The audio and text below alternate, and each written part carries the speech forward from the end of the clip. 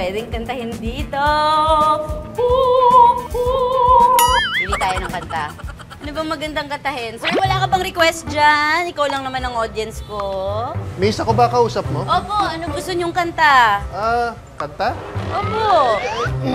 Pwede mong subukan yung Ale. Ang lalaki po yun eh. Iba naman. Hindi ko kaya. Ganda yun. Ang lalaki din po yan.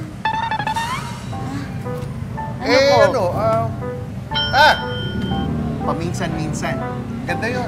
Maganda yung kanta, pero Di ba? naaalala ko kasi yan, kinanta yan ng boyfriend ko sa akin eh. Tapos tinanong ko siya kung sino yung iniisip niya. Habang kinakanta niya yan sa akin, sino ba nagsulat? Sino ba kumanta niyang kantang yan? Nakakapikon! Ako yung kumanta eh. Ako. Kanta niya po yun. Opo.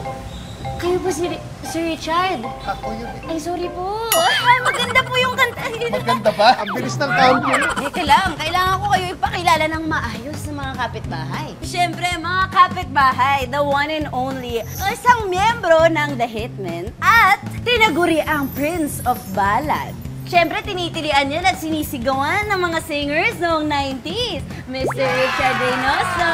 Ayun, thank you, Mikey. We're glad to have you. Pero, doon tayo sa taas. Kita tayo? Kita tayo. Salamat. Tara.